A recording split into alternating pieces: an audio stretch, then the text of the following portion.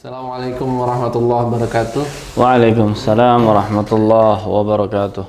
Kembali lagi bersama Tri Arabian Brothers. Alhamdulillah kita dikasih panjang umur, bisa kembali Menyapa ya, sehat walafiat di masa pandemi gini, alhamdulillah. Alhamdulillah, kira ada naik lagi ya.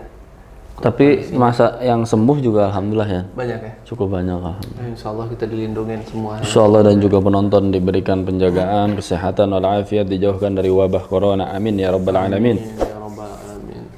Nah kali ini kita konten kita kali ini Insya Allah tentang kisah ya. Kisah lagi insyaallah sebenarnya melanjutkan ya dari yang edisi taubat ya. Kan edisi taubat ini udah kita pernah bawain. Yang pertama tentang pembunuh 100 orang itu yang bertobat kepada Allah. Allah Subhanahu wa taala terima. Jadi di channel kita ini setiap kisah-kisah tuh kita buat playlist ya.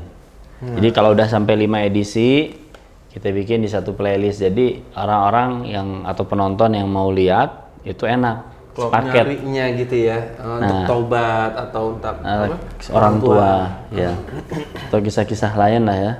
Itu kita bikin di playlist satu folder tentang edisi apa taubat apa-apa aja. ya. Dan di akhir dari kisah tersebut insya Allah kita mulai dari taubat ini ada yang bisa kita petik hikmahnya apa gitu. Jadi untuk memberi inilah motivasi kepada orang-orang yang ya namanya manusia kan ya, terkadang berbuat dosa. Kullu bani Adam khata kan, setiap keturunan Nabi Adam tuh suka berbuat salah. Tapi sebaik-baik orang yang berbuat salah itu orang yang bertaubat kepada Allah Subhanahu wa taala. Nah, kita dengan kisah-kisah ini nih kita ngasih motivasi kan orang banyak yang putus asa. Jangan Apalagi dosa yang dia lakuin ini kadang dosa besar. Wah, udah nggak mungkin nih saya diampuni misalnya. Iya, kadang-kadang kita apa saya diampunin dosa dengan. Iya. Dan kisah-kisah ini juga kalau pemirsa lihat itu dari yang pertama aja udah membunuh 100 orang. Kan itu dosanya udah dosa besar. Terus yang kedua nanti nih, walaupun orang yang melakukannya orang-orang yang mulia, tapi yang namanya manusia terkadang salah ya. Yang terpenting tadi intinya bertobat kepada Allah Subhanahu wa ta'ala. Nah, buat kisah yang kali ini nih, yang rencana kita mau ceritain ini, apa nih yang sampai benar-benar masuk ke dosa besar itu? Maksudnya, apa yang dilakuin sama orang yang mulia ini? Iya. Jadi kisah ini kan, kisah yang kedua ya tentang edisi taubat ini terjadi pada zaman Rasulullah Sallallahu Alaihi Wasallam. Nah, di zaman Rasulullah Sallallahu Alaihi Wasallam ini kan banyak peperangan yang dilakuin ya baik oleh Rasulullah ataupun juga oleh para sahabatnya. Jadi mulai dari perang Badar, terus perang Uhud, sampai perang-perang yang lainnya. Kisah ini kan terjadi pada perang Tabuk. Ya. Jadi kejadiannya ya ada 3 sahabat yang masya Allah ya dinamakan sahabat, berarti kan orang-orang yang masya Allah ya nih. Udah dijamin masuk surga ya? Enggak, yang sudah dijamin masuk surga kan hanya 10 orang. Oh. Iya. Walaupun semua sahabat ini orang-orang yang mulia di sisi Allah Subhanahu wa taala ya. Nah, 3 orang ini ya diantaranya ya Ka'ab ibn Malik ya, kemudian Hilal dan juga satu lagi Murarah. Nah, 3 sahabat ini yang dalam kaidah para sahabat ketika saat Rasulullah SAW masih ada ya, kalau dia sudah berbaiat kepada Rasulullah SAW itu peperangan, perintah segala macamnya harus diikuti oleh para sahabat ini semua gitu.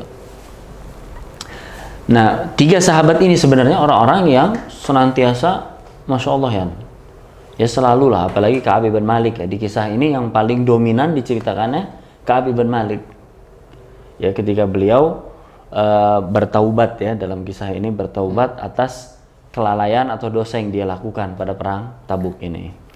Nah, dosanya ya atau kelalaian yang dilakukan oleh Ka'ab ibn Malik ini yaitu dia tidak ikut perang di perang Tabuk ini. Padahal orang yang berbaiat kepada Rasulullah itu kalau tidak ada uzur ya. Kalau uzur tuh misal ya udah habis perang apa, misalnya luka yang berat udah nggak bisa ngapa-ngapain, nggak bisa bangun gitu. ya nggak bisa bangun, nggak bisa apa, ya itu uzur. Ataupun juga uzur-uzur lain yang memang sudah Rasulullah SAW tentukan uzur-uzur tersebut, sehingga tidak perlulah dia ikut perang, dan Rasulullah tidak murka lah kalau dia meninggalkan hal tersebut ya. Jadi yang Ka'ab bin Malik ini dia menunda-nunda ya ke persiapan ketika mau berangkat ya, padahal alat perang, kendaraan mungkin sudah siap semua, cuman persiapan untuk berangkat gitu ya, dia tunda-tunda ketika kaum muslimin sudah siap betul untuk berangkat bersama Rasulullah ke perang Tabuk ya, berperang untuk menegakkan kalimat tauhid ini. Nah, akibat menunda-nunda ini ya, akhirnya tertinggal pasukan kaum muslimin yang sudah berangkat ke perang Tabuk. Nah, hal menunda-nunda ini juga harus menjadi perhatian untuk kita ya, ataupun juga pemirsa nih, penonton. Itu menunda-nunda suatu kebajikan, apalagi amal soleh, itu akan nantinya dapat dampak yang besar kerugiannya ya. Contoh ya, bukan ini kalau Ka'ab bin Malik masalah peperangan ya. Dia meninggalkan peperangan kan banyak keutamaan yang tertinggal ya. Ya, dapat mungkin doa Rasulullah, keberkahan ya, atau syahid di jalan Allah, itu semua tertinggal tuh. Dan juga dosa besar karena tidak ikut perang setelah berbaiat kepada Nabi Muhammad SAW. Nah, kalau kita contoh ketika sudah azan nih, misal ya, kalau kita nih akibat menunda-nunda suatu amal soleh atau kebajikan ya, contoh azan, belum qomat, gitu. Kan itu nunda-nunda ya, nanti pas qomat kita jalan keburu kok. Atau misalnya di masjid tuh kita udah tahu nih ya, atau pemirsa biasanya di masjid saya nih 10 menit. Ini masih ada nih 8 menit. Lihat jam, masih 5 menit, masih nyender. Akhirnya ditunda, akhirnya keutamaan soft di paling awal sudah luput karena dia datangnya mungkin udah terpenuhi. Ya, belum lagi doa bainal azan wal iqamah yang diijabah oleh Allah Subhanahu wa taala. Karena dia menunda-nunda, dia nggak dapat. Iya kan? Terus lagi hal-hal keburukan lain adalah dia masuk ke kategori orang-orang yang melalaikan panggilan Allah Subhanahu wa taala, itu hayya 'alas shalah, hayya 'alas shalah. Ini contoh mudahlah akibat orang yang suka menunda-nunda kebaikan. Begitupun juga contoh lain ya dalam masalah harta misalnya. Kita udah punya harta nih, sama Allah Subhanahu wa taala dikasih banyak. Nah, pas kita dilapangkan harta tersebut, misalnya penonton ya dikasih, masya Allah pemasukan besar, kita nggak sisihkan misalnya untuk umroh atau untuk haji, padahal mampu nih untuk ibadah itu. Nanti aja lah, toh bulan depan ada pemasukan lagi, bisa tahun depan. Sekarang saya pengen beli rumah dulu, pengen beli mobil dulu, pengen beli ini. Akhirnya, nauzubillah, jabatan misalnya kita diturunin ya di kantor, atau ada musibah seperti pandemi sekarang, akhirnya umroh nggak bisa, haji nggak bisa, dan ibadah-ibadah lain yang dengan harta kita bisa lakukan itu tertunda semua. Itu sama akibat kita menunda-nunda suatu kebajikan atau amal soleh gitu. Jadi kalau sudah ada, bukan maksain ya, kalau sudah ada ya kesempatan nih, segerakan dalam beramal soleh, jangan kita menunda-nunda, sehingga keutamaan nanti kita akan dapatkan insya Allah. Nah, jadi intinya dari kasus Ka'ab bin Malik ya, sebelum kita masuk ke kisahnya ya, poin yang pertama yang bisa kita petik dari awal kisah ini itu jangan kita menunda-nunda amalan soleh. Ketika sudah ada di depan mata, ketika ada peluang langsung segera mungkin. Iya. Begitupun juga berbakti kepada kedua orang tua ya. Jangan sampai nauzubillah ketika abah dan ibu udah nggak ada, nanti baru kita nyesal. Padahal dari abah ibu itu kita bisa dapat meraih pintu surga yang tengah, kata Rasulullah SAW. Nah, kita kembali ya ke kisahnya. Jadi Ka'ab bin Malik ini setelah tadi ya, bahkan dia bilang sampai saya udah nyiapin 2 kendaraan untuk perang Tabuk. Tapi karena menunda-nunda, akhirnya tertinggal dengan rombongan. Ya, setelah rombongan jalan kembali ada ya menunda-nunda segala macam. Akhirnya tertinggal udah. tertinggal segala macam sampai berkecamuk perang di Tabuk sampai selesai. Ketika Ka'ab bin Malik mendengar perang ini sudah selesai dan menunggu kabar Rasulullah ini akan kembali ke Madinah, Ka'ab bin Malik mulai gelisah ya, mulai bingung. Iya, mulai bingung Ka'ab bin Malik dan Hilal dan Murarah ini bertiga, mulai bingung. Waduh, Rasulullah udah mau kembali nih ke Madinah. Sedangkan kita sampai selesai nggak bisa nyusul, nggak ikut perang lagi. Dan kita nggak ada uzur. Kalau ada uzur enak kan, tinggal bilang uzur ya, sakit yang berat apa segala macam, Rasulullah pasti nerima. Ya kan, memang uzur syar'i. Tapi ini nggak ada uzur. Akhirnya muncul kan. Ya namanya manusia, kita kembali lagi ya ke tabiat manusia. Itu bisikan-bisikan dari syaitan ada.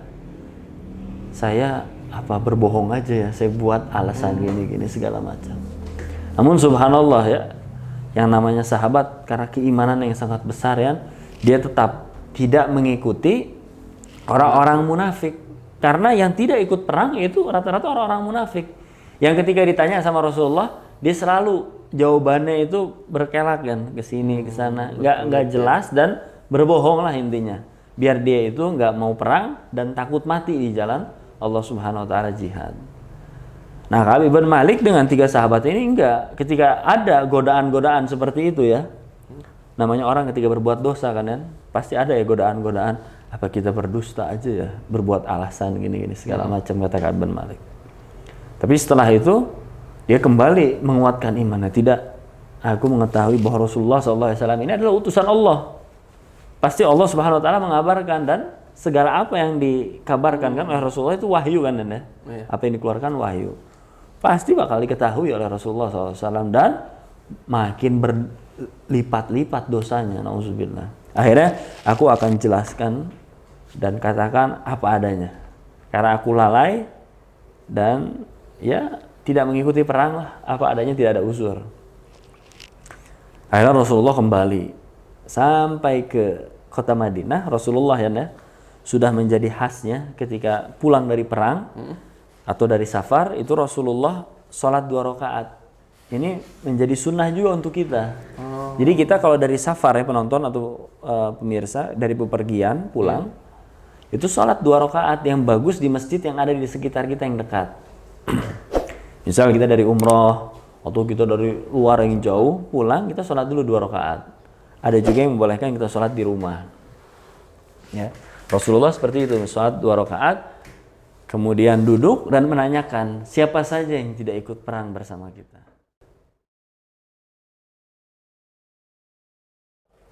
Sehingga ketika datang teguran seperti ini atau peraturan dari Rasulullah SAW, mereka murung di rumah sampai sedih terus, wah kayak terpukul gitu.